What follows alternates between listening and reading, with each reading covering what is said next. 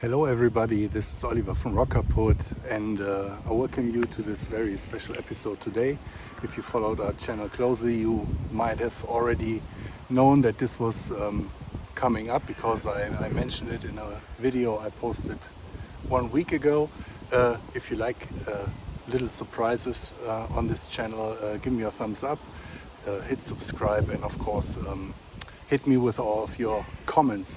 So today isn't gonna be an album review or an album ranking. Instead, I'm going to talk about one of the most famous and biggest German bands who just called it quits a couple of weeks ago. They released their final album, or what is supposed to be their final album, after around about 45 years of making music. And starting as a scrappy punk band in the early 80s, they managed to become one of the most beloved, well-known, but also controversial bands in Germany. And the band I'm going to talk about to you is called Die Toten Hosen, which roughly translates to the dead pants. And it's kind of a saying in Germany. If you go somewhere and you say, well, it's dead pants around here, that means there's nothing going on, it's boring, no action whatsoever. So yeah, the band is called Die Toten Hosen, and their final album is called Trink aus, wir müssen gehen, which translates to finish your drink, we have to go. And yeah, I know that while especially German metal bands have a great reputation around the world, their success is kind of hinging on the premise that they are singing in English, except for a band called Rammstein, who sing in a language that many people think that's what German sounds like. So yeah, bands that are singing in German aren't necessarily successful around the world. I certainly understand that, but I think it's also a little bit strange that in Germany you are used to listening to English music, American music. That's kind of the default from the start, to listen to English language music. So it's kind of hard to understand that in America or in Great Britain your music has to be in your own native tongue for you to want to listen to it. So yeah, Die Toten Hosen been around since the early 80s. I think they recorded about 14 studio albums and sold about 20 million albums in Germany, Austria, and Switzerland. They have a huge following in Argentina as well. I don't know how that happened, but they also released kind of a greatest hits album in Spanish.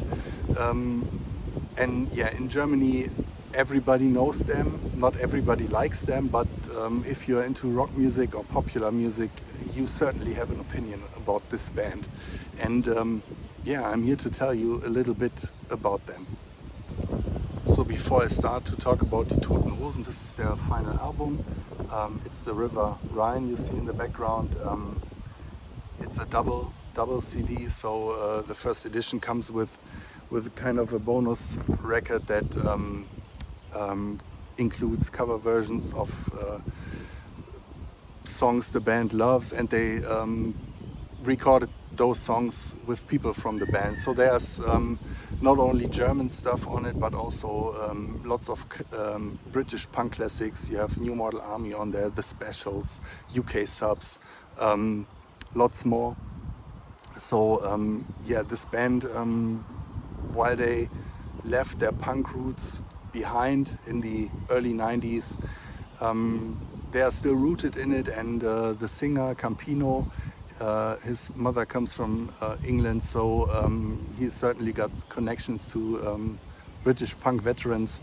And yeah, so the band is located in Düsseldorf, and Düsseldorf isn't far away from here, roughly 20 kilometers to the east. And it was one of the most important cities in the German punk boom, which happened in the late 70s, early 80s. So the punk scenes were split up between Hamburg, Berlin, and Düsseldorf. I mean, there were bands in other cities as well, but those were the most important. And the scene in Düsseldorf was a bit different because Düsseldorf is a pretty well-endowed city with a well-known arts academy. So it always had this kind of avant-garde artist, artsy background. And bands that were coming from Germany were a bit avant-garde most of the time. Kraftwerk are coming from Düsseldorf, so they are in this tradition as well, very experimental. And the precursor of Die Toten Hosen, a band called ZK, were a bit different because they were these hooligans singing these rowdy anthems about drinking and sex and having a good time. So they were looked a little bit down upon and felt like these antisocials with no redeeming artistic value.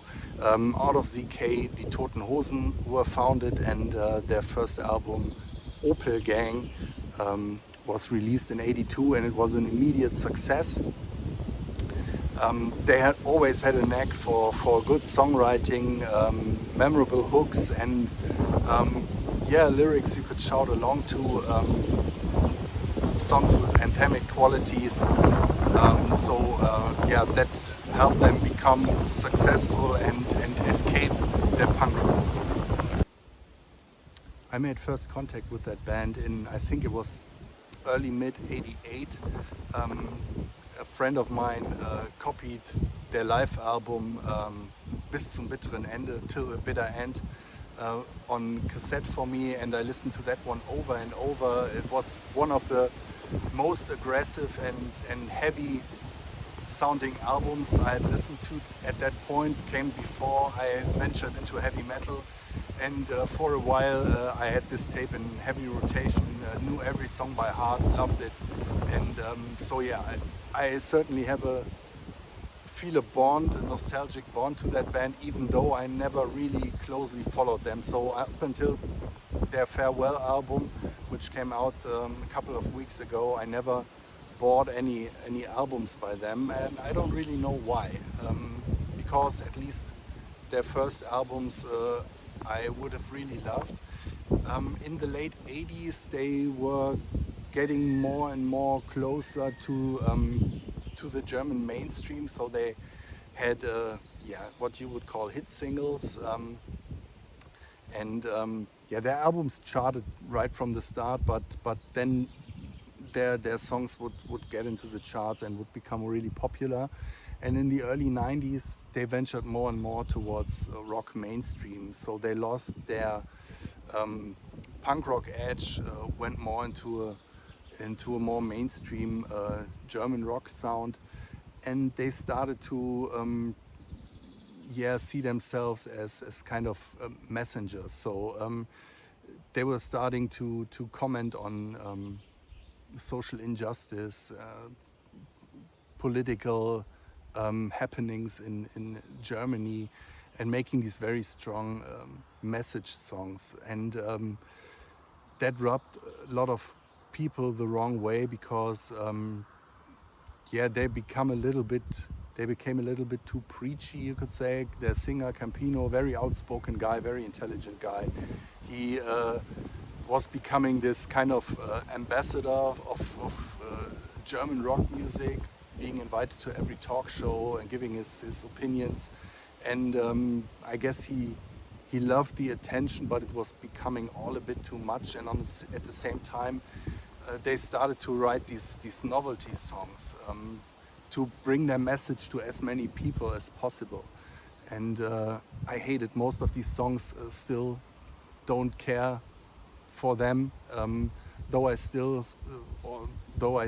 why they did it, and I think they did it with good intention, just to pull people into their camp that might have been driven to the right wing, something like that. So on their concerts, you will find people from all areas of German life, all ages, conservative people to old punks. Everybody knows their hit singles and sings along to them, so you could say they are really making German folk music in a way, because yeah, they are really popular. Yeah, I kind of lost touch with them from the start of the 90s onward, being kind of annoyed by them, but just a couple of years ago I decided to give them another chance and reconnect with my former self. And yeah, I realized that I still think they are great songwriters, having a real talent for big melody-driven punk rock songs. They still have a knack for heavy songs as well, so they are not only writing pop songs, but once in a while they are really shredding and recording driving punk rock songs.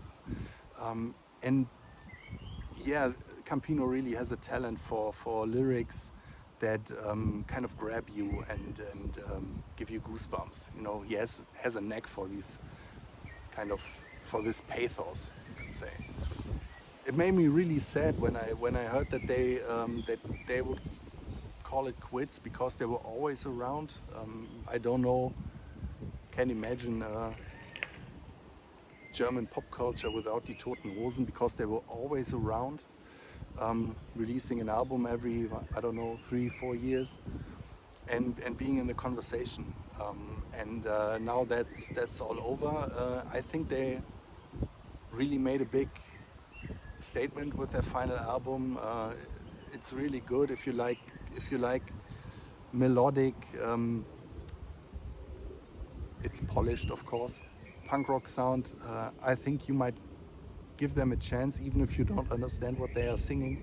And today with artificial intelligence and Google Translate and whatnot, there's absolutely no problem to understand what their lyrics are about. They are not that complicated, and yeah, it's sound-wise, I think you could maybe compare them to a band like the Foo Fighters. So they are writing this anthemic rock sound, and yeah, and they have been really important in Germany. So this is them splitting up or calling it quits is a big thing over here, and yeah, I'm wondering how this will work out. I think the other band members, they aren't too fond of that decision. I think they would have loved to keep it going, but Campino said, well, that's it. And I mean, they are all in their 60s, and yeah, I see why he would want to stop.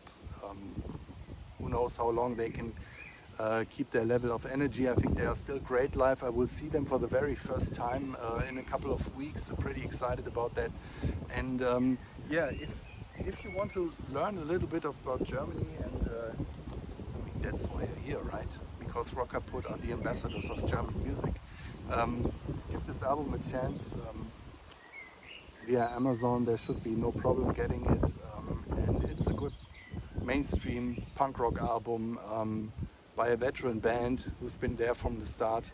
And yeah, I'm sad they are gone, but that's the way it is. So finish your drink. I'll have to go. Thank you very much. See you next time. And don't forget to hit like, subscribe, and give me your comments. Do you know the Toten Hosen? Will you try them out? What's your thought on German language music? Have you ever heard something like that, except for Rammstein? Tell me in the comments. Thank you and bye.